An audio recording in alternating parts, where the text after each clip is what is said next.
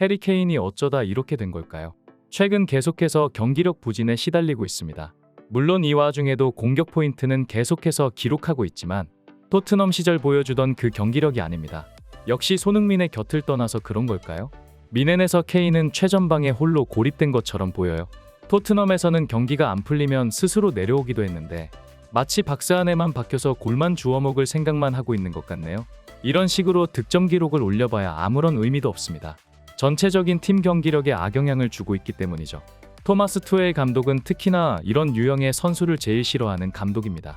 토트넘으로 되돌아가기 싫으면 케인은 더 열심히 해야겠어요. 현재 해리 케인을 향한 독일 팬들의 시선이 좋지 않습니다.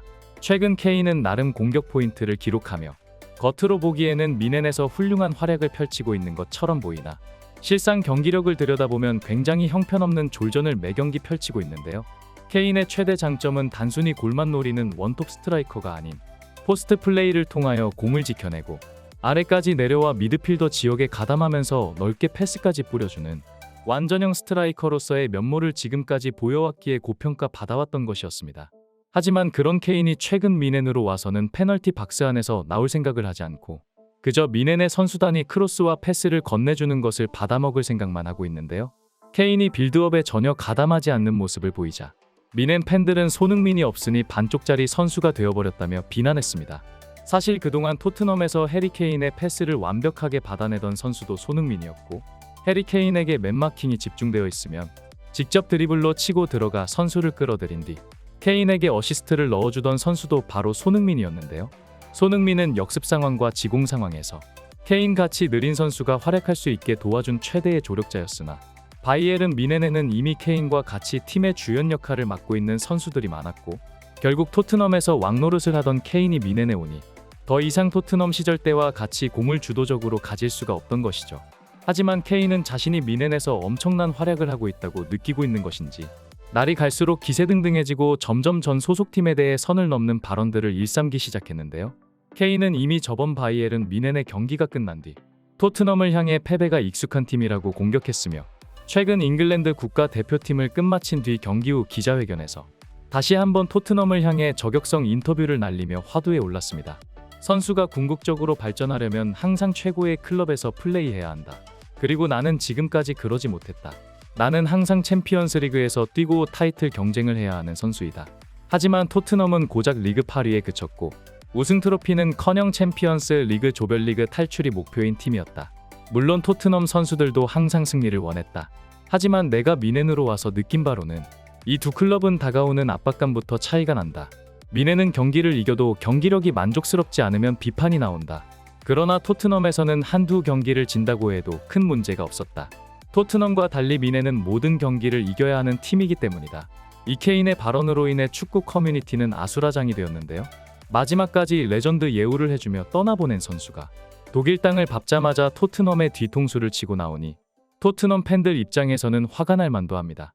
하지만 이러한 케인의 자신감과는 별개로 참 재미있는 것이 미넨은 오히려 케인이 합류한 뒤 부진한 경기력에 시달리고 있고 케인이 나간 뒤 망해버릴 줄만 알았던 토트넘이 오히려 현재 최고의 전성시대를 열고 있다는 것인데요. 미넨은 10년 넘게 분데스리가를 지배해온 클럽이고 사실상 모든 트로피를 미넨이 독식하고 있었기 때문에 분데스리가는 유럽의 축구 팬들에게 독재리그라며 불리고는 합니다. 그러나 케인이 입성하니 미넨은 벌써 트로피를 한 개 놓쳐버렸는데요. 최근 열린 미넨과 라이프치히와의 슈퍼컵 결승전은 마침내 케인이 토트넘을 벗어나 첫 트로피를 들 수 있는 기회였고 라이프치히는 절대적인 언더독 팀이었기 때문에 모두가 바이에른 미넨의 손쉬운 승리를 예상했습니다. 하지만 미넨은 이 경기에서 충격 패배를 당하며 라이프치히에게 우승컵을 내주고 말았는데요. 비록 케인은 이 경기에서 선발로 출전하지 못했지만 팬들은 미넨마저 케인의 무관 DNA를 막을 수는 없었다며 조롱했습니다. 하지만 이에 비해 현재 토트넘은 날이 갈수록 그 기세가 오르고 있는 상태입니다. 비록 개막전은 브렌트포트와 비기면서 아쉬운 스타트를 끊었지만 맨체스터 유나이티드전의 승리는 토트넘 상승세의 터닝포인트였는데요. 이 기점으로 본격적으로 손흥민이 측면에서 기량을 폭발시키기 시작했고 포스테코글루 감독의 전술 색채가 선수들에게 완벽하게 입혀져 토트넘은 3연승을 질주하며 1위 맨시티의 뒤를 맹추격하고 있습니다. 시즌 시작 전 모든 전문가들은 케인이 나간 토트넘의 저력을 저평가하며 잘해봐야 유로파리그 진출에 그칠 것이라며 토트넘의 최종 순위를 낮게 내다보았는데요. 그러나 지금 토트넘은 맨시티를 위협하는 최대 리그 우승 후보로 떠올랐으며 아직까지 빅식스 클럽과 단 한 번도 맞붙지 않은 맨시티에 비해 토트넘은 이미 맨체스터 유나이티드를 꺾었기 때문에 일정상으로도 훨씬 우위에 있습니다. 그리고 토트넘은 다가오는 셰필드전을 치룬 뒤 이번 시즌 가장 중요하다고 볼 수 있는 최대의 빅매치가 기다리고 있는데요. 아스날과의 북런던 더비는 비록 시즌 초이지만 이 경기의 결과에 따라 앞으로 토트넘의 리그 레이스에 있어 결정적인 순간이 될 수 있으며 만약 이 경기까지 토트넘이 잡아낸다면 정말로 토트넘의 우승 트로피는 단순 망상이 아니게 될 수도 있습니다. 케인은 토트넘에서 트로피 가망이 없다고 생각하여 아카데미 시절부터 몸담아온 클럽을 배신하며 독일으로 떠났고 외국인 용병에 불과했던 손흥민은 빅클럽들의 구애에도 불구하고 끝까지 남아 토트넘에 충성했습니다. 그리고 지금 이 두 선수의 희비가 엇갈리고 있는데요. 이번 시즌 캡틴 손흥민이 토트넘에서 얼마나 위대한 업적을 이루어낼 수 있을지 축구팬들은 포스테코글루가 손흥민이 이끄는 이 돌풍을 지켜볼 필요가 있을 것 같네요. 항상 빠른 소식을 전하는 스마트 코리아였습니다. 구독과 좋아요 알림 설정 잊지 말아주세요. 모두 시청해주셔서 감사합니다. 다들 좋은 하루 보내세요.